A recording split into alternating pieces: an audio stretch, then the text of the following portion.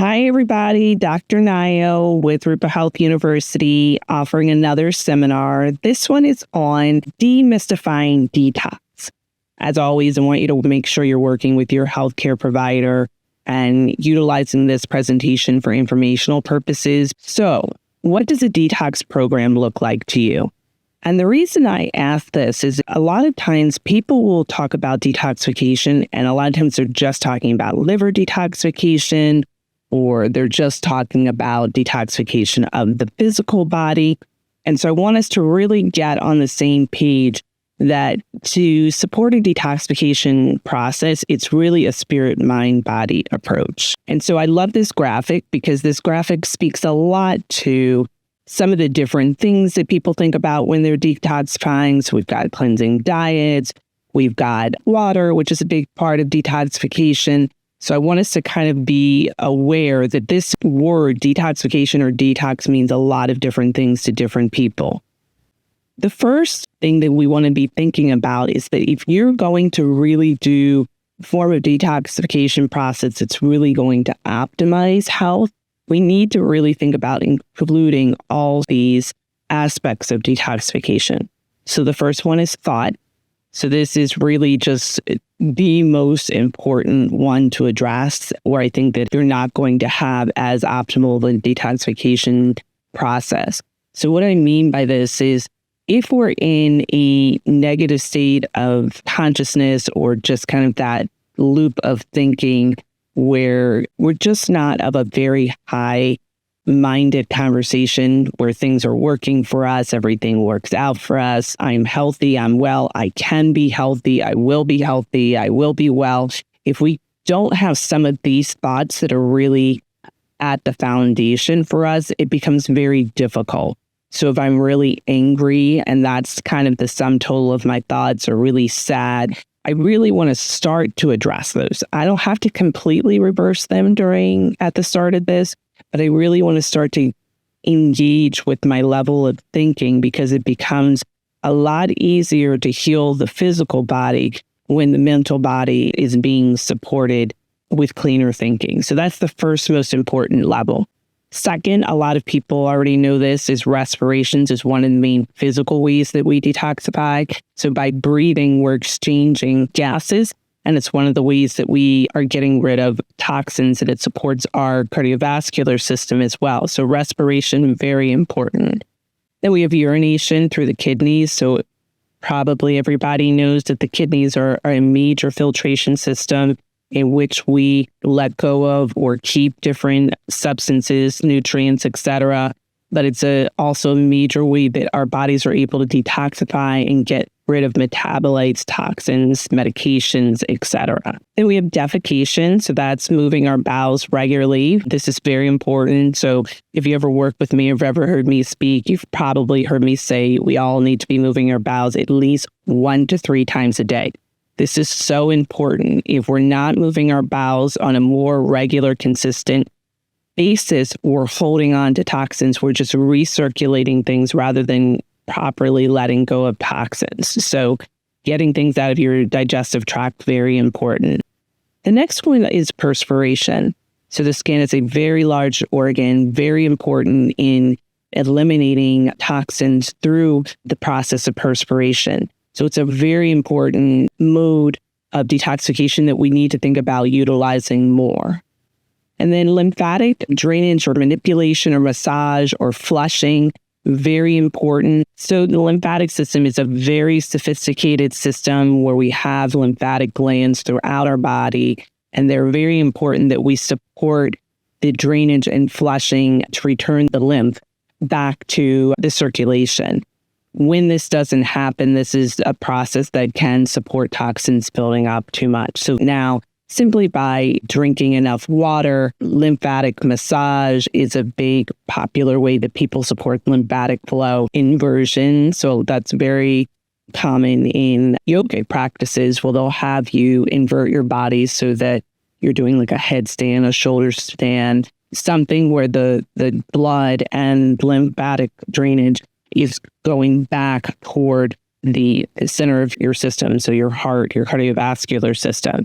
Also, another popular way that you may hear people talk about this is doing rebounding. So when you're jumping on a small trampoline, that working against gravity also supports the lymphatic flow to some extent.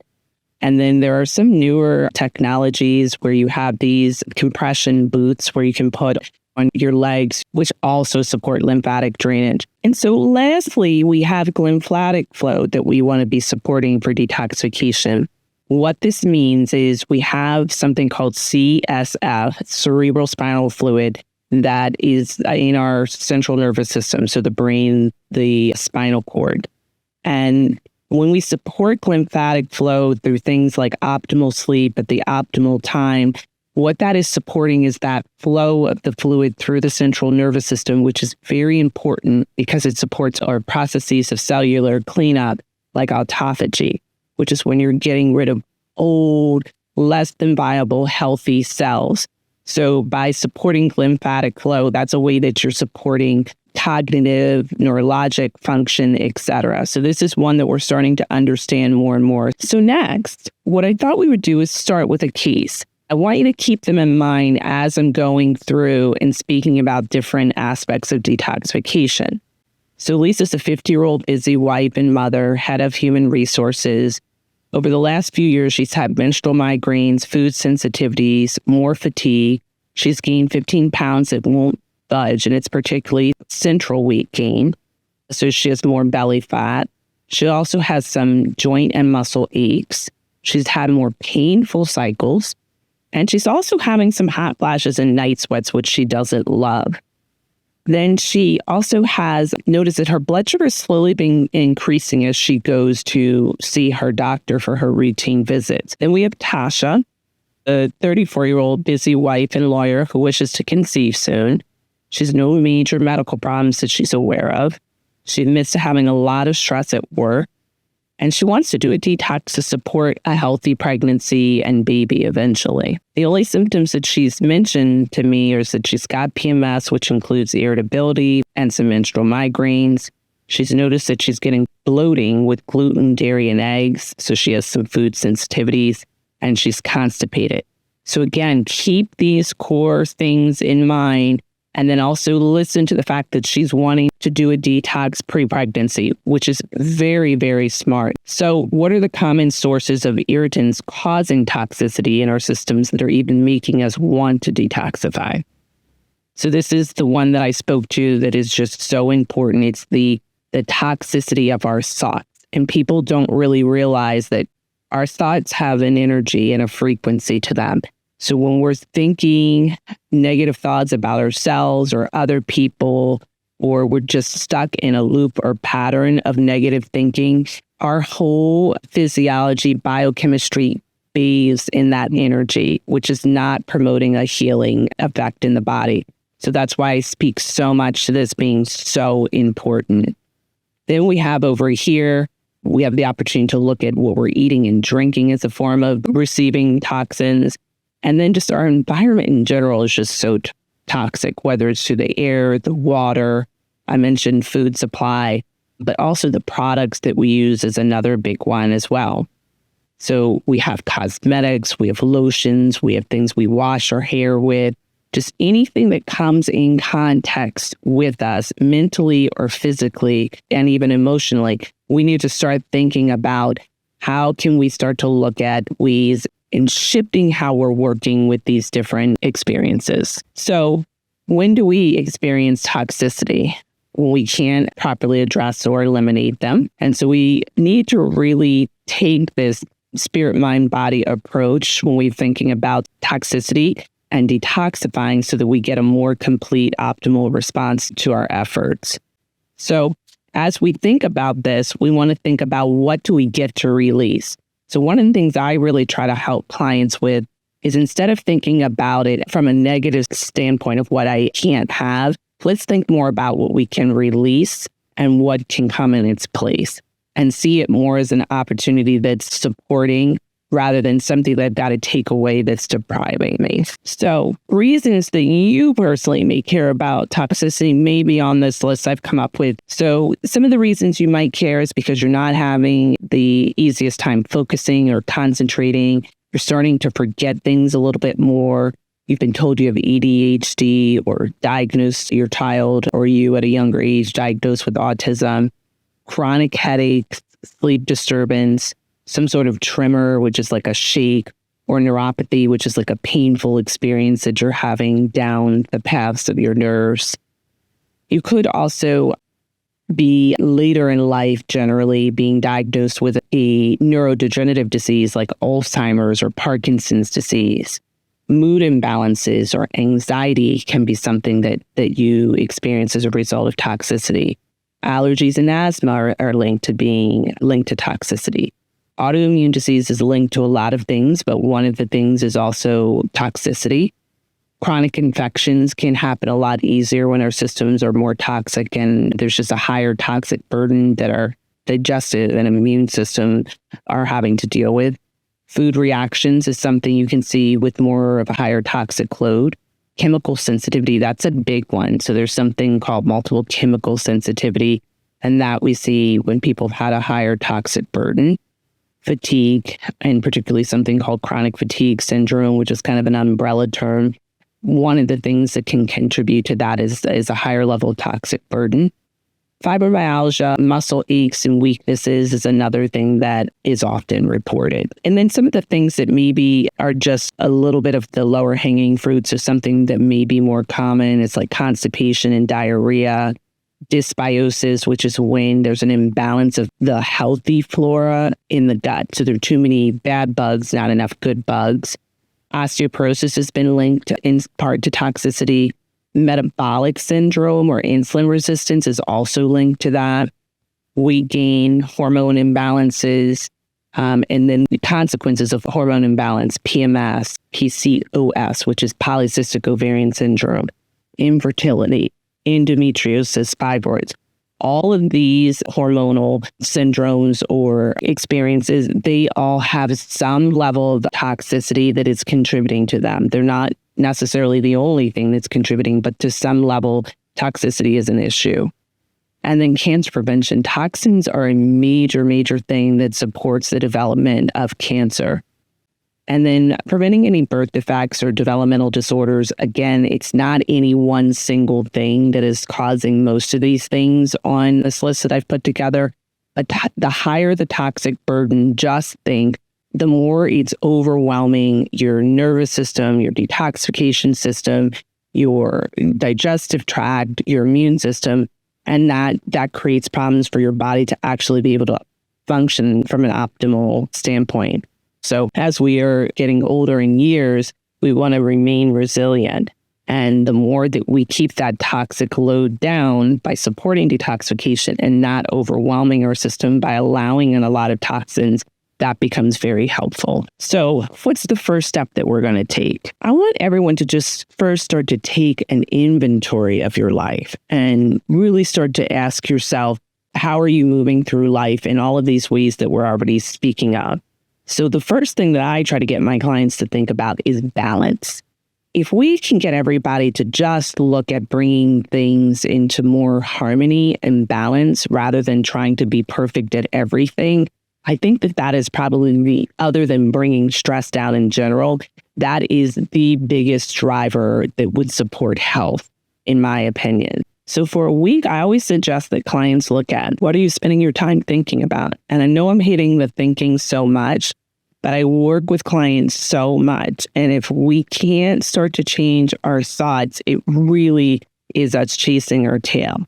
So you don't have to be perfect at it, but just be willing to start looking about, what am I thinking about? And do those thoughts make me happy? Do they make me sad? Do they make me motivated? Just really start to look at the nature of your thoughts and look at, what do you tend to be stressed around? So notice when you feel most stressed. For some of my busy moms and dads, I'll say it can be getting home to the family on time, making sure there's quality time there. So looking at what are the times that you're feeling the most stressed around, then think about what your reactions are to stress. How do you deal with it? Because so many of us are just taught to just shove it back down and you'll be okay, just push through.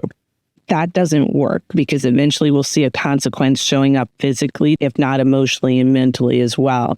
So I really want you to kind of look at, do you actually have a supportive process that helps you to release stress or not? And then do you typically consciously create time to deal with releasing stress? So just decompressing at the end of your day with mindfulness, getting on the floor, playing with your kids.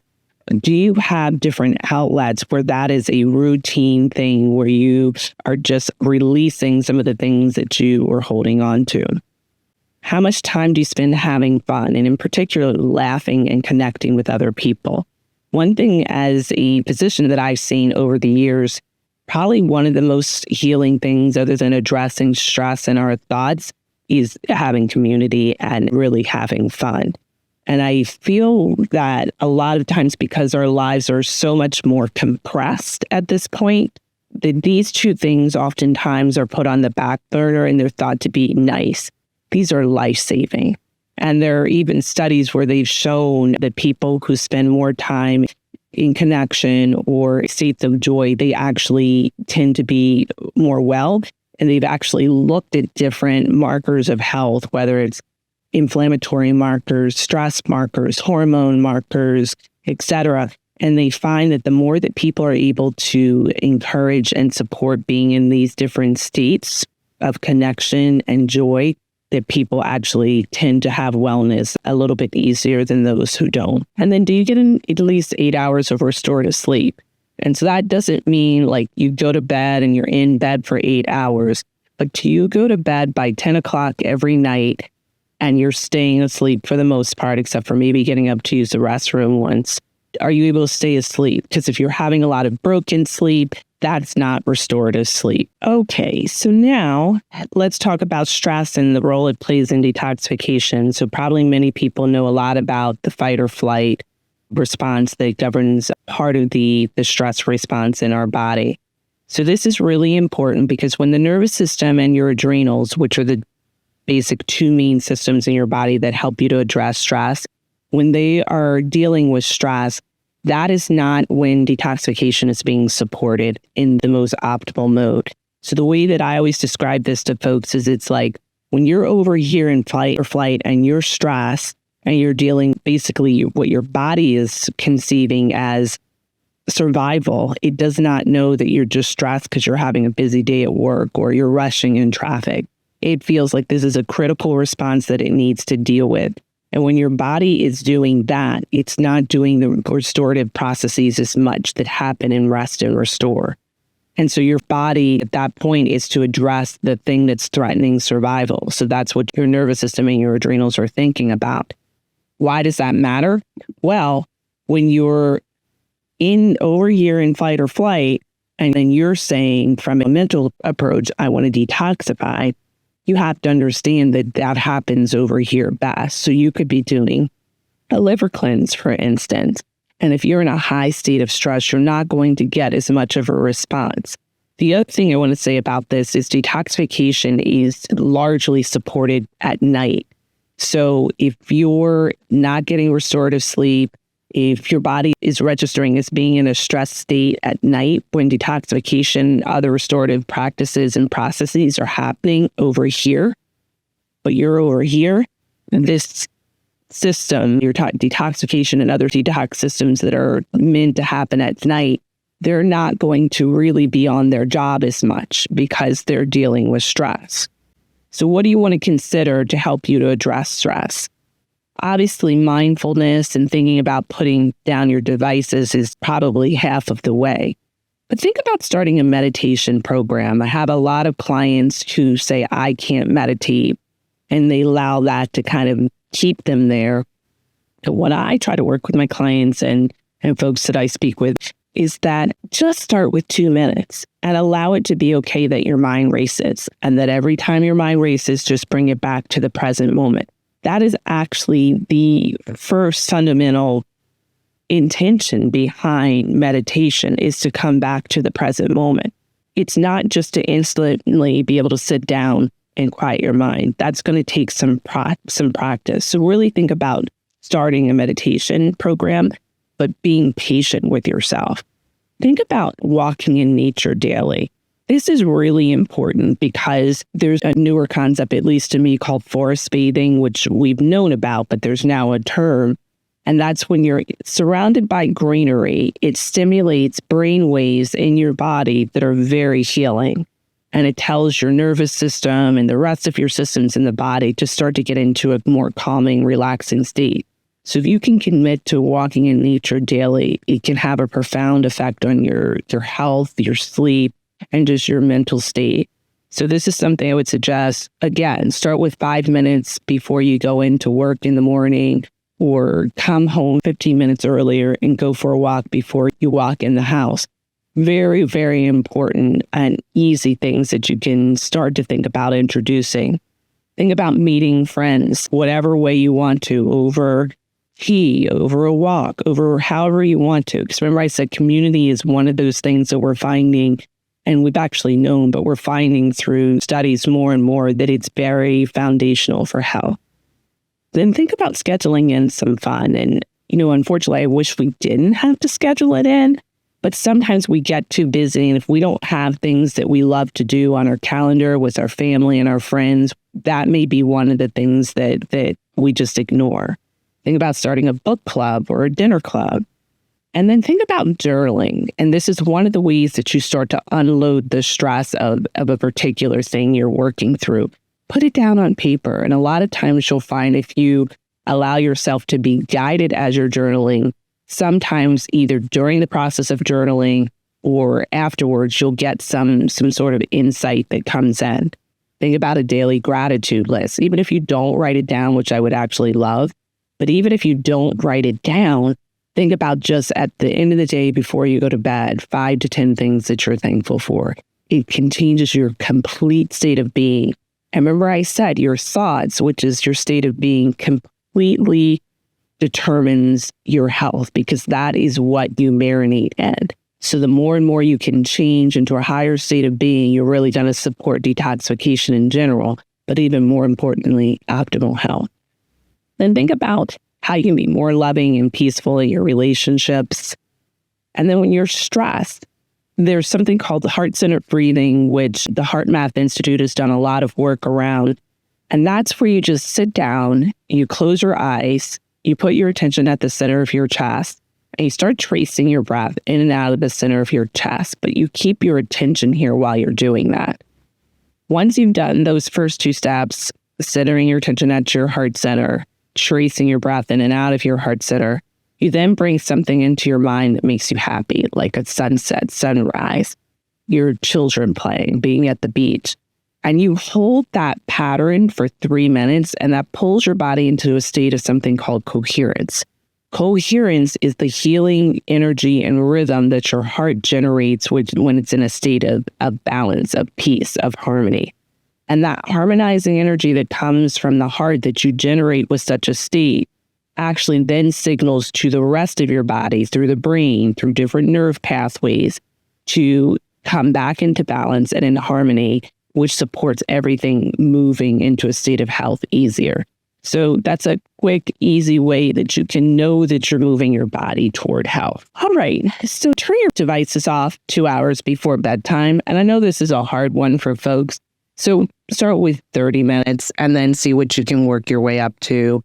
I really think that this is just an easier thing to lean into. So I'm never a proponent of making people wrong. So you couldn't turn it off and then that makes you wrong.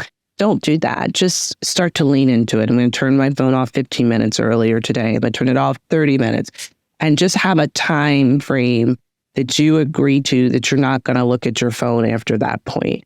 And that, again, is going to allow you to get more into a mindful healing state. So we're really meant to be doing things in balance. So 8 hours of career creativity, 8 hours of play, and 8 hours of sleep. When you do things in that perfect balance with the 8-8-8 rule, you will also move your system into a state of health a lot easier. So step 2, take inventory of what you're eating and drinking. How does your body detoxify? During a detox, you want to make sure you're hitting all of these and really spending time with each of these throughout the day, making sure that you're focusing on these to support optimal detoxification. So what I want people to really understand is that we're always kind of being bombarded with different things in our system. So what the liver is responsible for doing is seeing these toxins, metabolites, medicines, etc., and it's responsible for transforming them and then eliminating them. So this could be medicines, supplements, foods you're eating and you've processed through your digestive tract. They have to be dealt with. So first transformed, then eliminated. So there are 2 steps within the liver that help you to start this process. So phase 1 detoxification utilizes something called a cytochrome P450 enzyme system. This just means that your body during the first phase of liver detoxification transforms and breaks down a toxin, a medicine, whatever it's dealing with, and it makes it into an intermediate. And that's in preparation for it ultimately to be eliminated. This can happen through several different mechanisms via oxidation, reduction, and hydrolysis. And at the end of this process, this intermediate that is created through the phase 1 detoxification creates a more polar, less lipid-soluble intermediate metabolite. What does that mean? It means that it's more water-soluble. And so this is the first thing that has to happen in order for your liver to detoxify. Next is phase 2 liver detoxification. The liver has to first neutralize and then eliminate and prepare that toxin, that intermediate that it received from phase 1 detoxification. And so it has to neutralize it and then get rid of it. If this doesn't happen, that active metabolite can keep recirculating over and over and over again in the system. And so we don't want that to happen. And these are the different ways in which phase 2 liver detoxification happens again. And then the one that a lot of times people don't appreciate or think about, like a lot of times people will focus on these 2 phases of liver detoxification, but then they'll forget about phase 3, which happens in the digestive and renal or kidney system. And that's, you have to actually eliminate these compounds that have been prepared for elimination. So if you're not urinating enough or well, either because you're not drinking enough water to flush your system, or there's something going on with the kidneys, or you're not moving your bowels, as I said, 1 to 3 times a day, both of those can hold up the process of detoxifying, which the liver, if it worked well, set you up nicely to get rid of some of the metabolites and toxins. But if the digestive tract and the kidneys are not working well, it becomes a problem. So you want to make sure that people are urinating, drinking plenty of water, and moving their bowels optimally. So uncleared hormones and compounds. This is one that functional medicine doctors and providers talk a lot about because if toxins, hormones, medications, and other toxic metabolites are not cleared, this is, as I said, when things can linger and cause issues in the body that can support disease in the system, in the body. So common challenges that I see with detoxification are that we've got a heavy toxic burden. So that means that either through products you're using, what you're eating, your air, your water supply, medications, different things that you're taking, your body is just dealing with too many toxins and it's overwhelmed. So that's a common thing that I see. Or there can be an unidentified toxin like mold or heavy metals or things like that that you're not even aware of. So that's a common challenge that I see. I also see issues with impaired elimination. So either you're not perspiring or sweating enough, you're not moving your bowels enough, you're not urinating and flushing your system enough. The lymphatic system, any of that that's not supporting you, that impairs elimination of toxins. Also, one that's kind of under-recognized by a lot of folks is that you don't have the nutrients, vitamins, and antioxidants that your systems need to detoxify. You also can have impaired detoxification enzymes in the liver. So there are different systems and enzymes that your liver utilizes. And if those are not working properly, that can hold things up.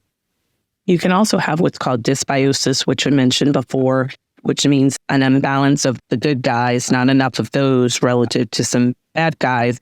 And that's imbalance of what's growing in your gut. And so that creates an unhealthy microbiome, which supports toxicity. Poor sleep, as I mentioned before, is a challenge because it's only during rest and restore that you most optimally detoxify. It doesn't mean that you don't detoxify throughout the day or at other times. It just means that a lot of that work is being done at night. So if you're not getting into a restorative state of sleep, that may not happen as well. Stress is another challenge, which I mentioned earlier, and then lack of community and connection. So possible toxins that one could be exposed to are POPs. POPs are persistent organic pollutants. So these could be pesticides, PCBs, dioxins. Those are all basically toxins that can be coming from the environment. We can also be exposed to something called PFOAs. This is in your nonstick like pans or materials. It's in anything that has repellents in it, BPA, or in your plastics. They're also lining cans oftentimes. And then there are phthalates, which are also in plastic. There are polybrominated diphenyl esters, which can be flame retardants. So that can even be in kids' pajamas. Triclosan, which is an antibacterial products if they're not of a more natural genesis. So if you're buying kind of the more conventional antibacterial products. Non-phenol commercial detergents or emulsifiers. Atrazine, which is an herbicide, which is getting a lot of more attention now. It's been contaminating or intentionally being sprayed on crops, which is very harmful to our microbiome and our immune system and detoxification pathways. And it's called Roundup. And then genetically modified organisms in general. That means that somehow something has been changed in an organism to make it grow the way an individual who's modifying it wants to. And this is not really recognized as friend to our bodies necessarily. And then there are artificial sweeteners, namely like the NutraSweet and those types of things, not so much like the stevia, monk fruits, those things. Then we're exposed to them through meats that have hormones and antibiotics, air pollutants that could be coming from chemical factories, etc. High fructose corn syrup is a big one, dyed or bleached foods, mercury, often in fish, especially if you're not kind of knowing where your fish is coming from. Lead is a heavy metal that can be found sometimes in the water supply. So those are things to be aware of. Now, the one thing that I tell my clients is I don't want you being afraid. So seeing this list and then just being terrified to live. I do think that our systems can deal with challenges. I just think that we need to be aware of what are we exposing our systems to and just make some intelligent decisions to change them. But don't live in a state of fear because I don't think that that's helpful. And I think that there's a lot that we can do to eliminate some of these toxins and the exposure we have to them. So what do these toxins do to the body? So potentially toxins, medicines, hormones, if they're not eliminated, they can support increased cancer risks, can or may. They can promote hormone imbalance, cause disruption in the thyroid. They can impact our cholesterol metabolism. So these are things that are potentially possible. The one that is being looked at and is interesting to me more and more is that it's infecting blood sugar and insulin regulation. So because the toxins interrupt that communication and that process to flow easily with the insulin, dealing with the blood sugar appropriately, we're seeing more diabetes in part due to higher toxic burden in folks. These toxins also can interrupt brain and cognitive function, so we can see more brain fog or difficulty focusing. We can see more fatigue. It can compromise or weaken the immune system. Also impact the microbiome. I started to speak about that, which therefore directly affects the gut and your immune system. So these are just some of the things to think about. And again, I make this list not to scare anyone, but just really to inform us so that we can, when we go and we're buying our different products, whether it's food, clothing, grooming products, that we can make intelligent decisions. Our body is able to deal with some level of exposure to toxins. We just want to reduce the level of exposure and then support detoxifying more so we can get rid of any exposure that we do have. So what can make you more sensitive to toxins? So repeat exposure to them, taking meds, because the more meds, toxins, substances that your liver has to clear, that's what makes a higher toxic burden. So the more that you're adding on to it, it supports your body bioaccumulating more and more. So the less that your body is exposed to, the better. Also lacking key nutrients that support detoxification, like the B vitamins, antioxidants, magnesium, selenium, and glutathione. Not having great nutrition is a problem, because when you're having a more processed, high sugar, low protein, low nutrient, phytonutrient in particular diet, the more that's happening, you're going to lack a lot of these key nutrients and antioxidants.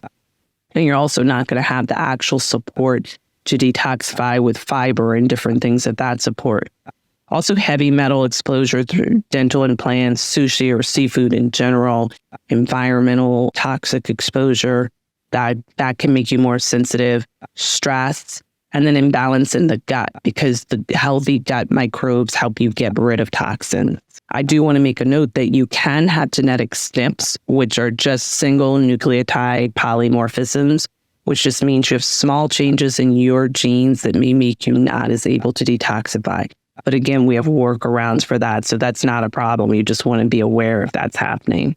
And the one thing that I just want to say in summary about this is basically what this just all amounts to is a higher toxic burden. So the more that you stack all of these things up, not being exposed over and over again, more meds, lacking nutrients, poor nutrition, more heavy metal exposure, more stress, more imbalance in the gut, and then more SNPs, the more you have more of these factors going on, the more you're asking your body to do more and more and more and more. So the more you can lighten the load by helping with some of these things, the healthier you will be. Okay, so step 3, let's first assess and improve your spaces that you're spending time in. So I have this beautiful picture here of greenery. Just having lots of green plants in your home filters your air. The color green itself, as I mentioned before, has a very high healing, high frequency of energy or vibration. So that's definitely helping. So in general, outside of that, you want to improve your air quality. You can have lots of plants, like create a green wall. Very beautiful, but also very health beneficial. You can also get an air purifier and put it in your different rooms. I would especially put it in the rooms you spend most of your time in. So generally bedrooms, maybe even your main family room. Change your air filters often, and make sure there's no sign of mold in your spaces, because that's a hidden toxin that oftentimes people aren't aware of. Also, exercise in clean, fresh air. So many times I see people running or biking on the side of the roads with cars. You're breathing all of that in when your respiratory rate is at a high level because you're exercising. So you're increasing your exposure even more and more. So think about being in clean, green environments when you're exercising outdoors. And then think about the plants that I mentioned for your home and workspace, and spend as much time in nature as you feel comfortable doing so. Next, let's assess and replace products that you can use to clean your home, your spaces, etc. So this is not a complete list, but one of the ways you can steer free of parabens and phthalates, or at least decrease them, is get rid of plastic and styrofoam. And be really discerning about your personal care products. What are they coming in? What are the containers? But read the labels, because phthalates and parabens can be in them. Stop using your conventional dryer sheets.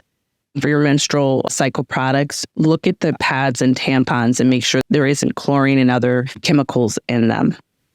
For synthetic hormones, you want to think about eventually getting off of them. I understand that my younger ladies sometimes need to be on them for some period of time.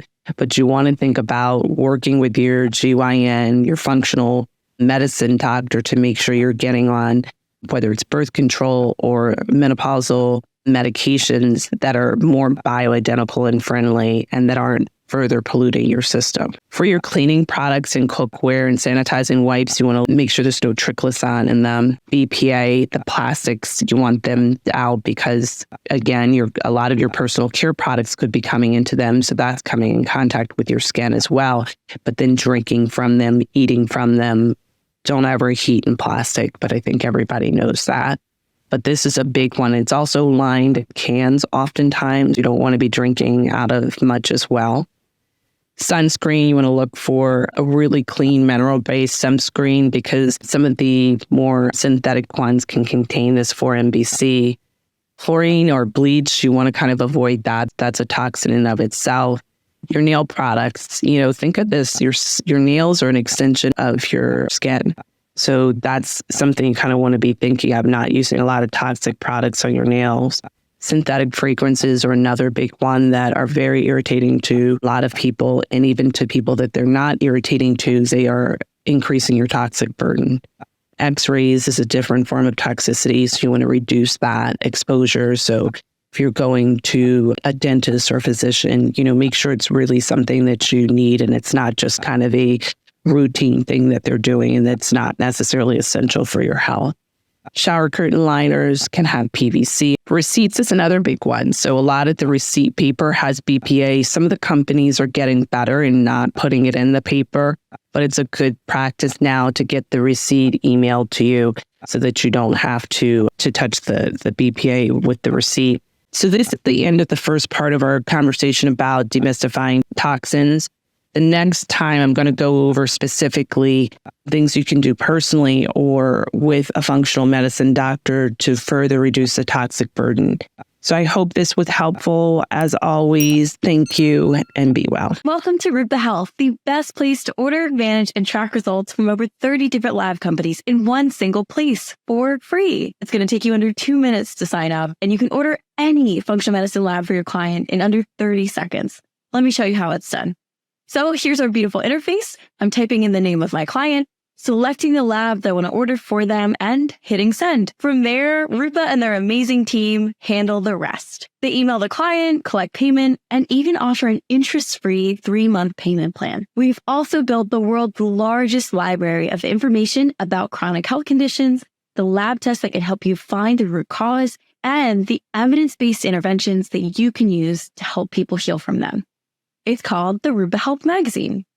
There, we have in-depth articles about almost any health condition you can imagine.